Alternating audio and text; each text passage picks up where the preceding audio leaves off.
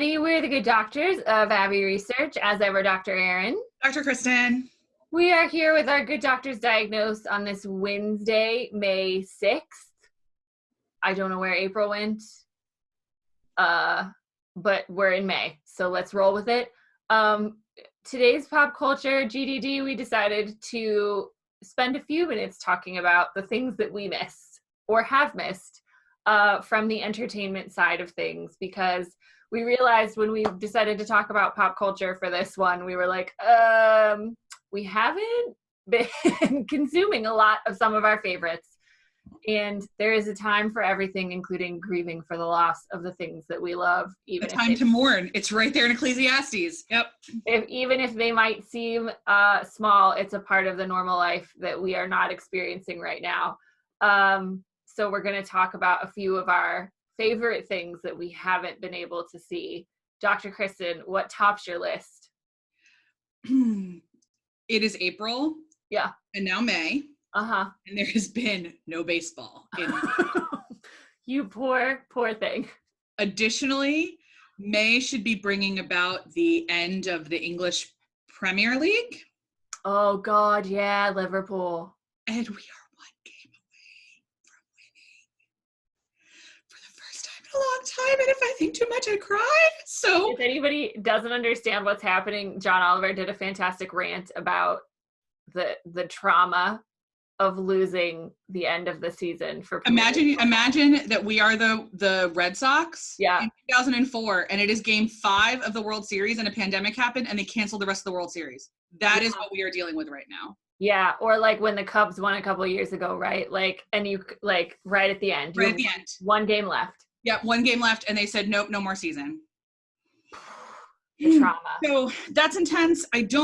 By the time we hit May, the soundtrack of my evenings should be baseball. Yeah. It's so weird. There's no baseball, right? There's no baseball. I just get home from work and I turn on the television and I watch the Phils. So yeah, even though they're terrible, I watch the Phils. So, and like, we have a really on like in the background. Yeah. It was almost going to be Joe Girardi coaching the Phils. I love Joe Girardi. But I'm not the only one missing sports. You got cut off halfway through the Penn season. Yeah, more than halfway. We had like 20 games left the rest of the season. And similarly to Liverpool, like the Pens, this looked like a really, really good year. We'd had a lot of adversity, a lot of injuries, but we were still like doing really, really well, fighting for the top of the table. And looking to potentially have another Stanley Cup run for the championship, and it's just like it's gone. I miss hockey very much. I've still been watching it. Our local station has been showing the winning games from our Stanley Cup runs, but I was talking about it with my family this weekend. I don't know what's gonna happen next, because we did 2009, we did 2016, and this week is going to be the last 2 winning games of 2017. And I'm like, then what? We could go back we won the Stanley Cup in 91 and 92 before I was a Pens fan. So we could go back there. But I'm like, yeah, where's my hockey content?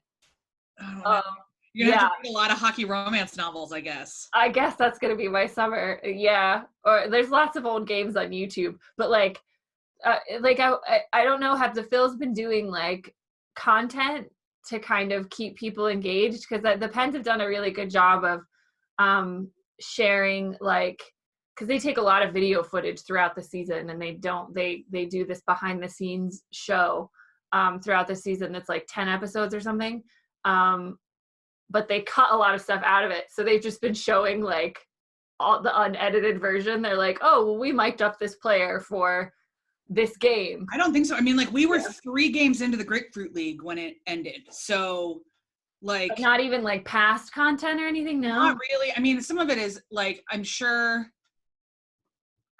like, there are some channels on television. So one of my problems right now is that I cannot watch commercials emotionally, because I can't listen to Walmart CEO tell us about how we're all in this together when he is not.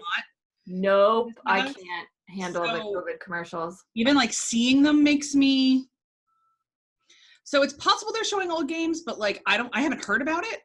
And the Phil's social media is just a lot of the Fanatic talking to Gritty, which is 100% appropriate content. Which is great, but how much of that can you watch? How much of that can I watch?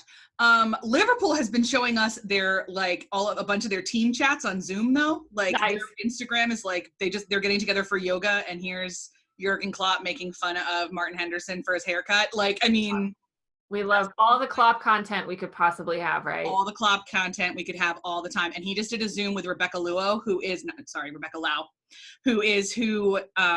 hosts NBC Premiership Mornings on NBC. And they're going to put up her full interview with him. And I just can't wait because Klopp is... He was one of my favorites, like at the start of like when they were still playing sport, but we knew that like it was gonna have to end soon. Shaking hands wasn't a good thing, and like I just loved the video of him like yelling at fans for sticking out their hands, and he was like, "Are you crazy? What are you doing? No!" and like wouldn't slap their hands. I was like, yes. My other favorite, somebody asked him like what he wanted to do about it, and he said, "Why are you asking a Premier League coach what we should be doing about a pandemic? Why are you not asking a doctor?" I know, he's amazing. He's the best. So sports is and also like, let me just we were supposed to have the World Cup this year. Oh yeah. How about that? The Olympics. And the Olympics. Not the World Cup, sorry, the Euros. We were supposed to have the Euros. It was the Euros and the Olympics. This was going to be, I was proclaiming this the summer of sport. You did say that. I said it's going to be so great because it's the summer of sport. It is no longer the summer of sport. It is not the summer of sport. Aside from sports, it's also not the summer of In the Heights in theaters, which is what I was really looking forward to. Aside from sport, Dr. Kristen is grieving the loss of some pretty serious Broadway entertainment that she was supposed to see. I don't know if any movies that I needed to see in theaters. Aside, I was very excited for In the Heights. I'm very sad that it's not coming out till next year. Lin-Manuel Miranda's first musical. They did a film adaptation of it, and it looked unreal. Oh my God, it looks so good. It's unreal. So I had tickets to see one of our favorite Broadway performers do one of our favorite Broadway shows, me and Dr. Aaron, but I was taking Mr. Dr. Kristen to it, and we were not able to do that. We had some friends flying in from Charleston. We were all going to go see The Lion King together. Oh, I forgot about that. That's not happening. We were supposed to have a big party this past weekend to celebrate Mr. Dr. Kristen becoming a citizen. Yeah, I'm grieving that. I am grieving that for sure. That was supposed to be a big thing. Supposed to be a really big thing. Yeah. And so, but entertainment wise, for me, I think because we're winding down, I don't watch a lot of like network TV the way that you do. Yeah. Like, I'm not ramping. Yeah, and we didn't that's the weird thing. They had filmed all the network TV. Yeah. The only thing that was deeply, deeply ironic in a very sad way was the one of the medical shows that I watched, New Amsterdam, is set in a fictitious hospital that is Bellevue in real life in New York City. And it's based off of Bellevue, the story, but it's also set in New York. And their season finale was actually a viral pandemic. And they filmed it literally 6 months ago. And I saw the advert for it, and it was just at the start, we had just started lockdown, and I saw it was in the season finale next week, and I was like, oh, they can't air that. They can't air it. And it was the whole ER was inundated with patients, and they realized they all have the same infectious virus. And I was like, no. Could you imagine being the people that wrote that episode and then this happens and you're like, so they had to course correct, and they showed they started another show that they had NBC because it's right after This Is Us. So they had another show that they threw in for a couple of episodes. And then all of a sudden, 4 weeks later, they're like, the season finale of New Amsterdam. And it was completely different. I don't know what episode it was, but it wasn't a pandemic. Oh my gosh. Oh my gosh. Yeah. So, I would love to see a blockbuster movie in the cinemas. I don't know if there's one coming out. No, I was looking forward to Black Widow a little bit. just for the action sequences. Like, yeah, and I like to see those. I like to see those in cinema, but yeah, but I wasn't like crushed when it got pushed back. yeah. I'm really upset that the Dixie Chicks album got pushed back. Did it? Oh no, that's sad. It's like a Yeah, I would probably. now. I'm grieving the lack of concerts. Yep. I know we were supposed to go see a concert together in a couple weeks. We were supposed to go see one of my favorite artists in a couple of weeks. Who's everybody's had to. That for me, I think, like, if we can't have live concerts for a long time, that's going to be real hard for me, because that's one of my joys in life is live music. Yeah, Broadway for me. If we can't go to theater. Yeah. So it's a tough one. But it's important I think one of the reasons we wanted to do this GDD is it's important to have these conversations and to recognize that we're missing things even in the global scale of how awful everything is. It's important to hold those things in balance. Like, we are allowed to be really sad that we couldn't see this thing that we had planned. Yeah. Also know that it's and also deeply believe in social distancing. Like, right. We can hold those things in tension. Yeah, we can totally, understand and support the reasons why these things can't happen. But I think,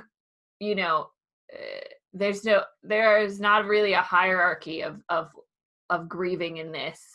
If the thing that's been breaking me so much is thinking about all the kids that aren't graduating high school and like how important that is.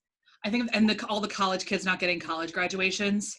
Yeah, but I didn't walk in my college graduation, my undergraduate, but I think it's such a rite of, like, high school graduation is like, it's a culmination of like 12 years. It's interesting that that's flipped. I would have not cared if I ever walked in my high school graduation. Oh, really? Did not care. I also didn't go to my prom. Yeah, I didn't go to my prom either. But all my senior year of college was full. If I had had to miss the senior year of college thing, yeah, it's hard. That would have been really hard for me, because I feel bad for seniors at both levels. Yeah, and I've been talking to a lot of people who are parents of seniors and like just kind of asking like, how are you handling it? How are you dealing with it? And prom was for a couple of them was really hard because like the girls had like saved up their own money to buy their dresses, and so they kind of threw prom in their living room and let the girl DJ her own music for the night. So that kind of stuff. But it's a lot of promises of like, we'll throw you a party later in the year. As soon as we can have safe parties, we'll throw safe parties, like that kind of stuff. And then a lot master's degrees, hooding ceremonies too. Like that wasn't like that would have my hooding ceremonies for both of my American masters were very emotional. Yeah.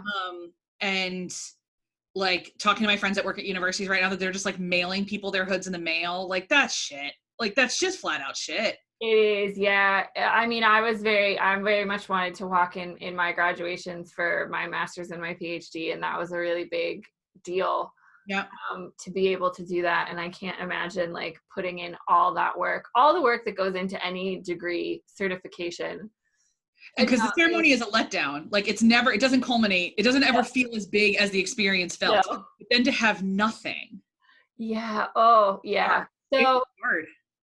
That is our brief chat on the things we're missing and the things we know other people are missing. And if nobody else is saying it, there's at least the two of us saying it's okay to be sad that there's no baseball.